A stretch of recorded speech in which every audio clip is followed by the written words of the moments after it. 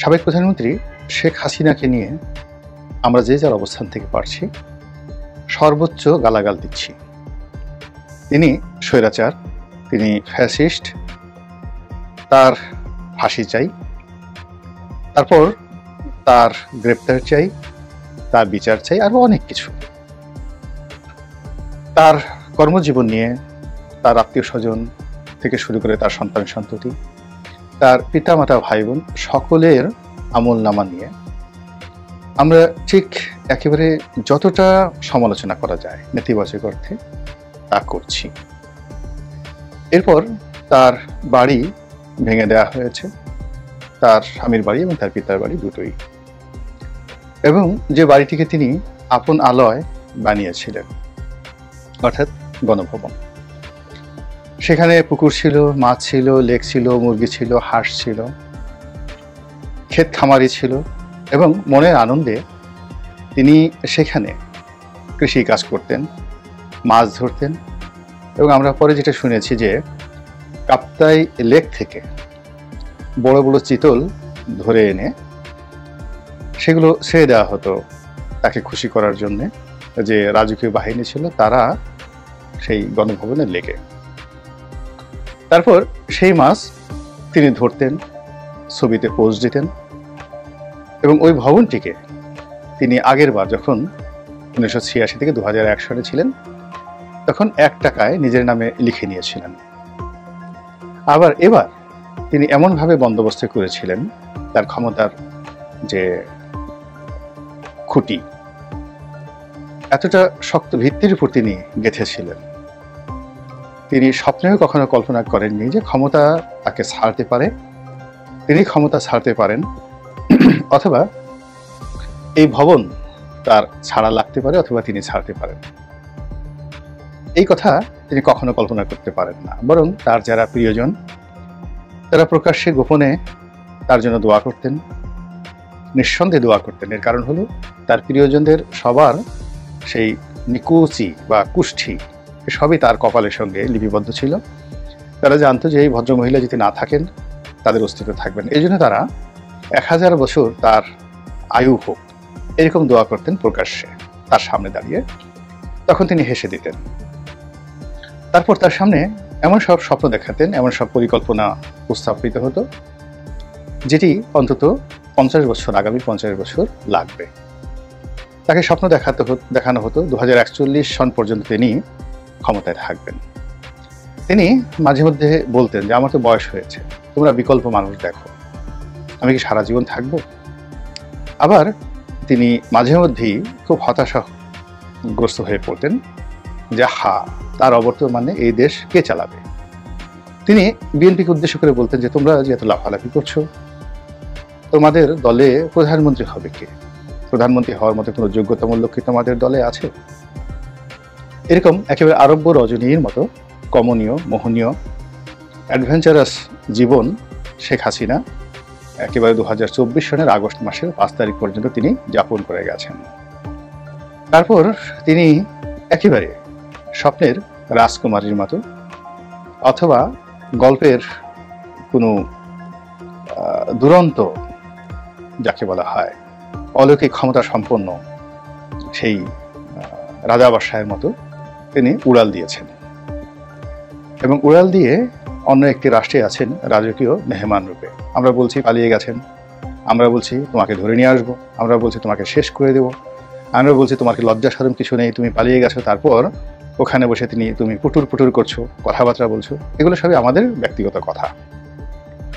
আমাদের এই কথাগুলোকে তিনি তার যে রাজনৈতিক জীবন 1981 সন থেকে একেবারে 2024 সাল অবধি, এই সুদীর্ঘ জীবন 43 বছরের তার যে রাজনৈতিক জীবন, তিনি কখনোই আমাদের কথা শোনেননি।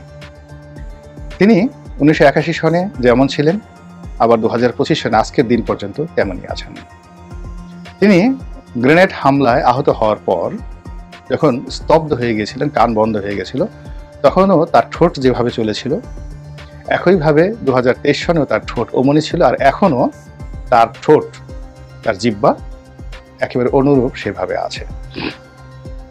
তার শারীরিক শক্তি, তার বয়স এখন প্রায় 80 বছর, এটি আমার কাছে মনে হয় যে সেই 81, 82, 83 সনে তিনি যেমনই ছিলেন উচ্ছল প্রাঞ্জল কিশোরী, আর এখন 80 বছর বয়সে তার বয়স একটুও বেড়েছে আমার কাছে মনে হচ্ছে না।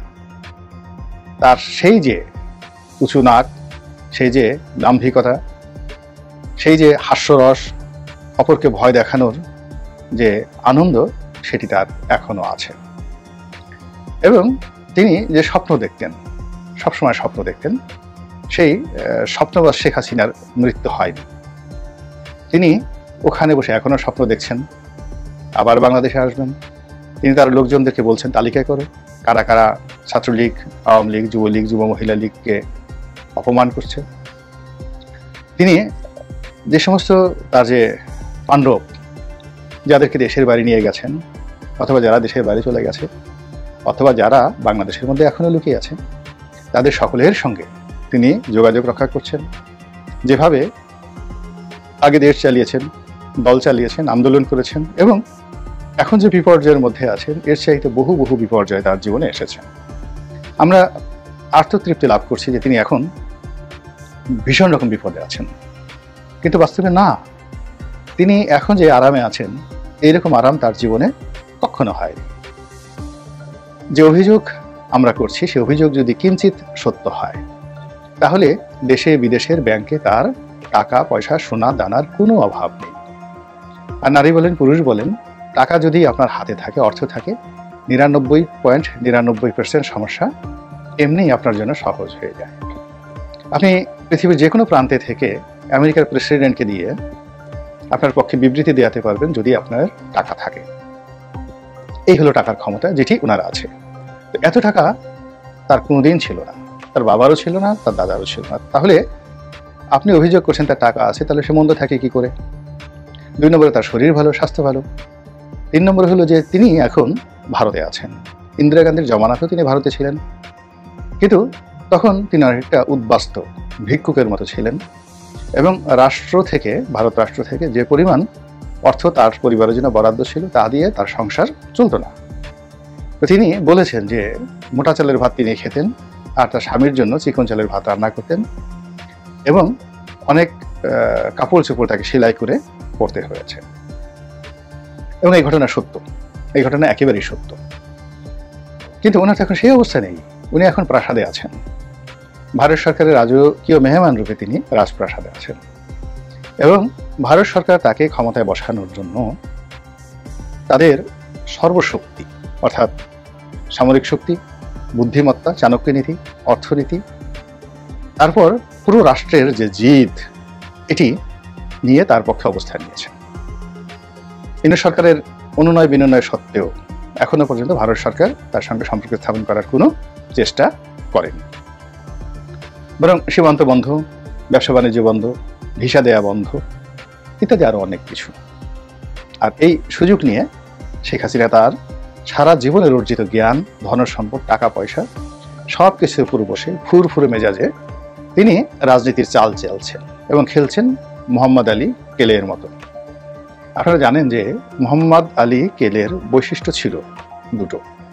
তিনি প্রচণ্ড শক্তিতে নাচতে জানতেন। তার পা এবং হাত একই সঙ্গে যে গতিতে নৃত্য করত, বক্সিংয়ের জন্য নাচত, সেই একই গতিতে তার মাথা, তার ঘাড়, তার কোমর, তার পা সেই মুষ্টিযুদ্ধের মঞ্চে একইভাবে নাচত। এর ফলে কি হতো, তার প্রতিপক্ষকে তিনি অস্থির বানিয়ে ফেলতেন। তিনি রিঙে নেমে নাচতে নাচতে পুরো মঞ্চ ঘুরে বেড়াতেন, ডানে বামে, উত্তরে দক্ষিণে, সামনে পেছনে। এত দ্রুত গতিতে তিনি নাচতে নাচতে সামনে পিছনে যেতেন। তার পিছনে ছুটতে ছুটতে তার প্রতিপক্ষ বিশ্ববিজয়ী হেভিওয়েট চ্যাম্পিয়নদের ঘাম ঝরে যেত। তারপর তিনি হঠাৎ করে এক কোণে গিয়ে তিনি ভেংসি কাটতেন। আর এতক্ষণ দৌড়াদৌড়ির পরে যখন এক কোণে সেই রিঙের দড়ির সাথে পিঠ ঠেকিয়ে তিনি যখন ভেংসি কাটতেন, তখন তার আর মাথা ঠিক থাকতো না। তিনি এলোমেলো ঘুষি ছাড়ত, এলোমেলো আক্রমণ করত তার প্রতিপক্ষরা। আর সেই আক্রমণ তিনি হাত দিয়ে ঠেকাতেন না। তিনি কখনো তার মাথা বাম দিকে নিতেন, কখনো ডান দিকে নিতেন, কখনো বসে পড়তেন। আমরা বরিশাল আঞ্চলিক ভাষায় যেটিকে বলা হয় ফাটকি, মানে ফাঁকি দেওয়া। তো অনেকটা শিশু সুলভ, মাথা তখন এইরকম অবস্থাতে বিশ্বের কোনো হেভিওয়েট চ্যাম্পিয়ন তার মাথায় আঘাত করতে পারেনি, তার বুকে আঘাত করতে পারেনি। তিনি ওই অবস্থায় আবার ভেন্সি কাটতেন। তারপর অন্য প্রান্তে গিয়ে তিনি কোমর দোলাতেন, মাজা দোলাতেন এবং প্রতিপক্ষকে টিটকারি করতেন যে মারো, পারলে মারো। মাঝে মধ্যে তিনি নিজের বুকে নিজে ঘুষি মারতেন যে মারো। তো এইভাবে অনেকক্ষণ নাচানাচি করার পরে যখন সেই মানুষটি মেজাজ হারাতো, শক্তি হারাতো, ঘাম ঝরতো, একটু বিরক্ত হয়ে তার বুদ্ধি হারাতো, মেজাজ এমন গরম হয়ে যেত, মেজাজ গরম হলে বুদ্ধি থাকে না। আর ওই সময়টিতেই মোহাম্মদ আলী কেরে তার সেরা বক্সিংয়ের যে রেকর্ডগুলো তিনি তৈরি করতেন। কখনো নকআউটে পরাজিত করতেন, তো কখনো ঘুষি মেরে ফেলে দিতেন, কখনো একের পর এক উপর্যুপরি আক্রমণ করে প্রতিপক্ষকে নাজেহাল করে দিতেন। বিশ্ব রেকর্ড। মানব জাতির ইতিহাসে বক্সিংয়ে বা কোন স্পোর্টসে এরকম কিংবদন্তির খেলোয়াড় জন্ম নেয়নি। তো আমাদের এই বাংলার রাজনীতিতে শেখ হাসিনা 81 সন থেকে খেলছেন, এরশাদের সঙ্গে খেলেছেন, খেলে আবার এরশাদকে নিজের পকেটে নিয়েছেন। রাজনীতিতে তার বাবার সঙ্গে যারা খেলেছে, আসম আব্দুর রব, শাহজাহান সিরাজ, মতিয়া চৌধুরী, রাশেদ খান মেনন, হাসানুল হকিন, প্রত্যেককে তিনি উলঙ্গ করে ছেড়ে দিয়েছেন। উলঙ্গ করে ছেড়ে তারপরে তাদেরকে নিজের পায়ের কাছে তিনি নিয়ে এসেছেন।